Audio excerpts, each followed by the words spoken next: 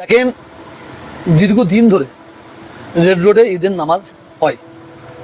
এবারে সরকার পরিবর্তন হওয়ার কারণে সেটা নাকি ব্রিগেডে হবার মানে পাস পেয়েছে, অনুমোদন পেয়েছে। কোনো অসুবিধা, দুবার নামাজ পড়বো, তিনবার নামাজ পড়বো, এটা আমাদের অসুবিধা কি আছে? কিন্তু এই আইনটা কি শুধুমাত্র মুসলমানদের জন্য হবে না সবার জন্য হবে? কোনো জায়গায় যানজট সৃষ্টি হয়ে ধর্ম পালন করা, আমি আপনাকে বাস্তবটা বলছি।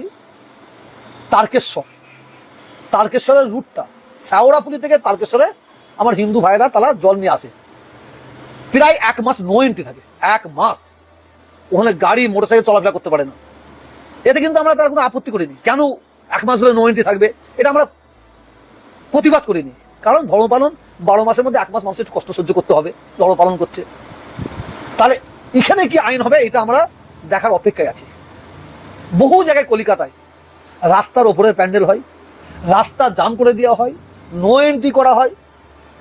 যদি আইন সমান হয় সবার জন্য তাহলে এখানে কি হবে সেটা আমরা এক বলছে, প্রশাসন এক করছে বলে মনে করছে। আমার কাছে খবর আছে কোর্টের আইন হচ্ছে সাউন্ডলেস, সাউন্ডটা কম করা।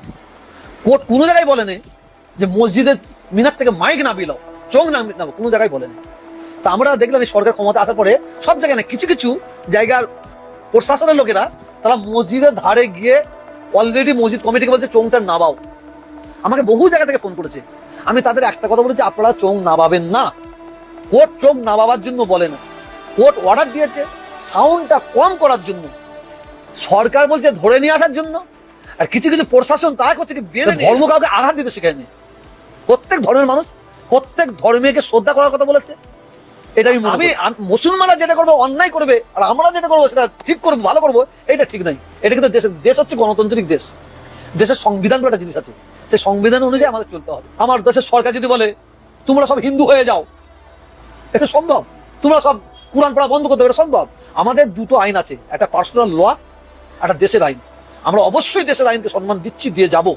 পার্সোনাল আইনটা পাপ নয়, যাদের জন্য পাপ নয় তারা বন্দে মাতরম গাইবে। যারা মনে করবে না আমি গাইবো না, বাধ্যতামূলক বলে না তো।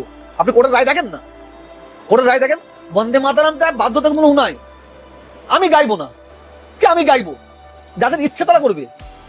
জবরদস্তি বন্দে মাতরম গাইতে হবে এটা কোনো আইন আছে? কোর্টের আইন আছে। অনেকে বলছে জঙ্গি প্রশিক্ষণ দেওয়া হয়, এই প্রশিক্ষণ দেওয়া হয়। তারা হিন্দু মুসলমানের মধ্যে ভেদাভেদ লাগার জন্য তারা এই ধরনের মন্তব্য করছে। তারা মানে বাংলায় একটা বার্তা দিচ্ছে যে খারিজি মাদ্রাসা মানে জঙ্গি প্রশিক্ষণ। খারিজি মাদ্রাসা থেকে আমরা জঙ্গি বিরোধী আমরা পড়াশোনা করি, দেশকে ভালোবাসা নিয়ে আমরা পড়াশোনা করি, মানুষকে ভালোবাসা নিয়ে আমরা পড়াশোনা করি।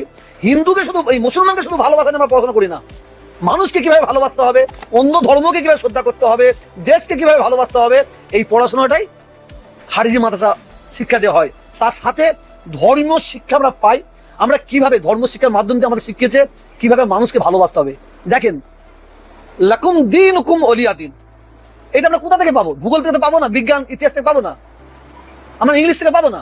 লাকুম দীনুকুম ওলিয়া দিন এর অর্থ হচ্ছে তুমি তোমার ধর্ম করো, ওকে ওর ধর্ম করতে দাও, কেউ কারো ধর্মের প্রতি আঘাত করবে না। এটা আমরা ধর্মগ্রন্থ থেকে পেয়েছি, কোরআন থেকে পেয়েছি। তো ইন্নাদ-দীনা ইনদাল্লাহিল ইসলাম, কথা বুঝতেছেন না? আপনার ধর্ম আপনার কাছে মহান, আমার ধর্ম আমার কাছে মহান। আপনার ধর্ম আপনার কাছে মহান, আমার ধর্ম আমার কাছে মহান।